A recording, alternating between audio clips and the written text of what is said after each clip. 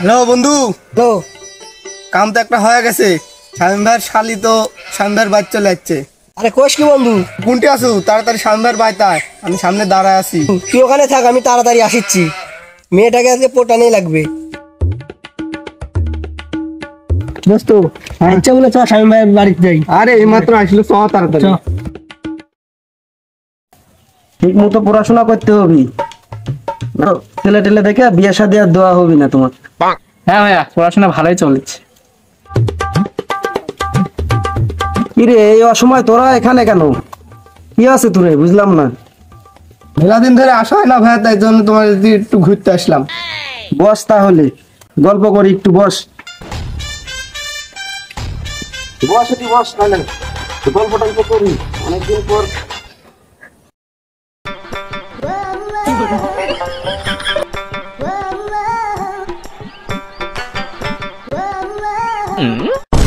ভাই তাহলে তোমার শালি এবার কতদিন থাকবে? মাস তিনেক থাকবে। ও, আমি একটু আসি।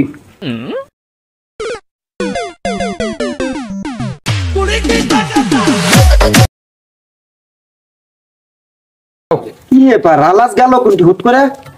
শালার কথা কন, শালা হয়তো বিড়ি সিগারেট খেতে গেছে। শালি প্রেম টেম করে না। প্রেম টেম করে না, আমার এটি দেখে শুনে এবার বিয়ে শাদী দিব এখান থেকে। সবাই থাকেন, তাহলে আলাদা খুঁজে নিয়ে আসি। রে কোনটি যাচ্ছিস তুই এখন? পেশাব করে আসি।